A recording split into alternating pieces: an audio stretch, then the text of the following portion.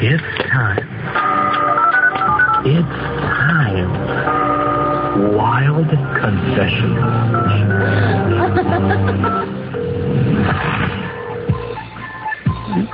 Alright, maganda morning, Medyo Naga Manila. Si Ace, sa kabilang linya. Hello, Ace. Hello po. Good morning. Good morning po. Ace, ang hina ng voice mo. Dikit mo sa labi mo yung phone. Sige po. Ayan, tapos kiss mo ko dali. Konti lang. Bukas ako ngayon eh. Wag mo na ako i-kiss. Ilan taong ka na, Ace? 17. Ay, 17 ka pala. Gumawa ka na ng kalokohan. Tiga saan ka? Caloocan. Nasa Caloocan ka ngayon? Opo. Saan parte ng Caloocan? North Caloocan. Sa North Caloocan. Malapit ba sa North Cemetery, ganyan? Malayo. Kasi para sa North eh. Malayo? Opo. Sa North Luzon Expressway. Malayo rin. Malayo din. Malayo? Opo. Ganun Nakakaba pala dito. Nakakaba? Opo. Ba't ka kinakabahan? First time. Ganun talaga pag first time nakaka-near views. Kasi sobra. Ano ginagawa niya sa buhay? Wala po. Nag-aaral. Nag-aaral. Anong kurso? Nursing. Nursing. O sige. Narinig mo si Mark kanina yung unang caller nan sa Wild Confessions? Yung maraming sinasabi. Makimintas pa. Wala akong sinasabi. Ulitin yung tanong, ha? Ace. Narinig mo ba si Mark kanina?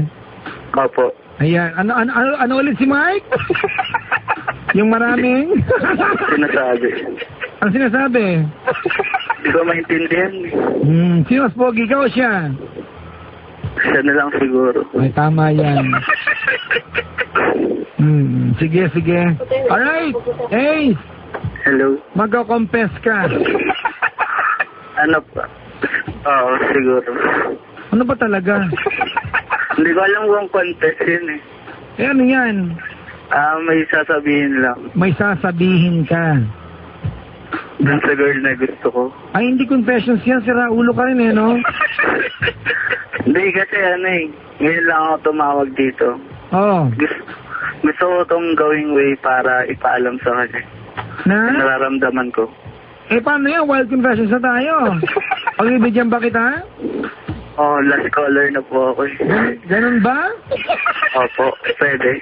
Antayin natin yung mga reaksyon ng mga nakaantabay sa atin. Huwag text sa akin sa 2600. Ayan, type nyo lamang kung pagbibigyan ko ba to. Hindi, dali. Type nyo lamang Love Radio Space 2600. Oo, hindi. Okay lang, abangan natin. Ha? Okay lang po. Pag pinagbigyan ka ng buong Maynila, okay lang. Pag hindi, Okay lang. Pag hindi, wala tayong magagawa. Magtulog na lang. Teka lang. Papa Jack, sige na, pagbigyan mo na. May isa ka na. 1. Hanggang ilang po ba? Ha? Hanggang ilang po? Depende. Yung unang 10, kung ilan mas lamang doon ka. Sige po. Wala, isa lang nagtitext. Isa lang nagtitext, oh. Ayan, teka. Papa Jack, di naman confessions yan eh. Patay! Hello? Isa. Sama naman. Papa Jack, oo, pagbigyan. Sabi Dalawa na. Dalawa. Sabi ni isa, hindi po. Hello? Ano na yun? Alto na. Isa naman, oo. Isa, hindi. Isa naman, hindi po, nakakatamad yan. Sabi ni Bebe, wag na. Next caller na, please. Next caller? Oo, paano? Huling caller ka na. Anong gagawin natin? Meron pa dito. Kapatid, may nagsabi dito. Alam mo sabi, Ano po? Papa Jack, ano sabi, asan na yun? Ayan, bumaba na tuloy. Baliw yata yan, ako patay. Di naman. Pagbigyan mo na, nakakaawa naman. Papa Jack, patulugin mo na yan. Ay, galit sila sa'yo, pre. Papa Jack, pagbigyan mo, nakakatuwa yung cute. Ang cute naman niya. Sige na, Papa Jack. Kumbisihin mo sila. Boring ka daw, oh. Pagbigyan na natin, baka umiyak. Kayak na nga ako eh. Dali, kumbinsihin mo, bakit mo kailangang ituloy ito? Wild Confessions na. Ano yung convincing words mo sa mga nakaantabay? Sobra bang importante ang sabihin mo? Oo. Kasi nag-aantay ako doon sa girl na yun. Nag-aantay ka, niligawan mo ito na matagal. Hindi. Kasi meron siya. May boyfriend siya. So nag-aantay ka lang? Ha? Opo. O tapos? Siguro baka ma-realize niya na mas mahal niya ako doon. Na pwede kang sumingit? Hindi naman. Kasi ayoko nakikitang nahihirapan siya doon. Bakit siya nahihirapan? Basta, ano po, mahabang kwento po eh. Ha? Kasi parang di naman siya pinapahalaga ng boyfriend niya. Ngayon, balak mo agawin. Kung pwede lang. Kawawa naman yung bata, baka umiyak.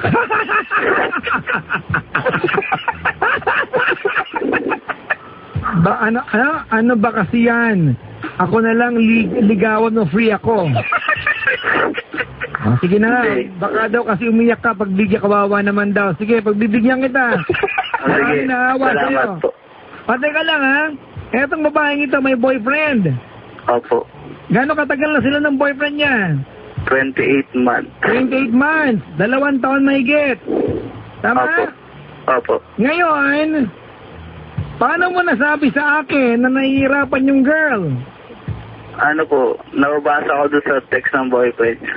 Pinapabasa niya sa akin. Ano klaseng messages?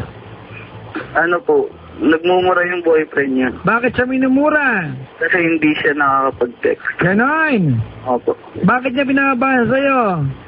Close po kami. Close kayo. Ibig sabihin, the entire time na nagpapanggap ka bilang kaibigan, meron ka palang inaasahan.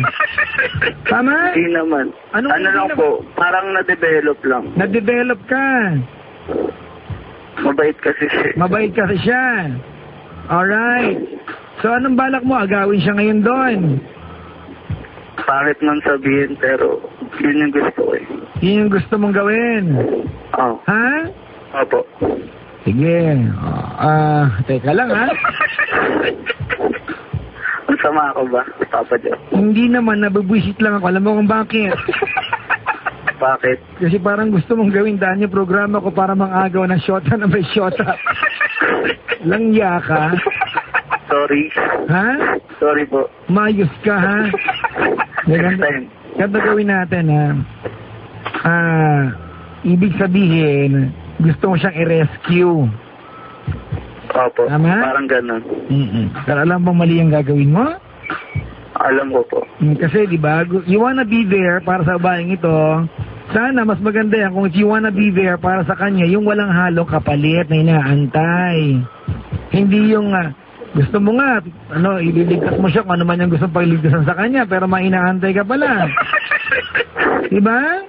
Opo. Ang maganda niyan, be there as a friend para sa kanya, pero wala ka dapat inaantay na kapalit. Kaya mo dumating yung pagkakataon na ma-realize niya yung value niya at baka makita niya sa iyo yung tao na papahalaga sa kanya. Kung talagang mahal mo siya, aantayin mo yon. Pero ngayon, meron na siyang boyfriend, lahat na magkakasintahan, lahat po ng relasyon, okay?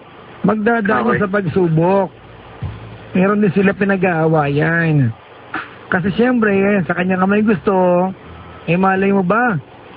Malay mo ba kung yung pinag-aawayan nila kamalian din niya? Siyempre, kwento niya yan, siya bida dyan. Mali naman nga talaga na minumura siya, di ba? Mali yun, kasi magkasintahan pa lang nga, di ba? Pero maling-mali yun. Okay? Pero kaya mo masolve mo na yun on their own, wag mo siyang bigyan ng mas malaking sakit ng ulo. Kasi mali yun. Okay? Okay. If you wanna be there for this person, gawin mo yan, maging kaibigan ka, hindi yung may kasama ka mali siya sa katawan, dibdibang kita. Okay? Opo. Mag-sorry ka sa buong Maynila, nagagalit sila sa'yo, oh.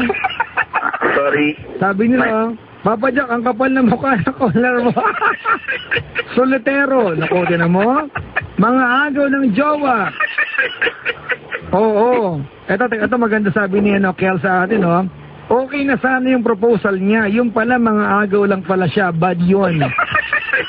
Sabi ng mga team Arhuka.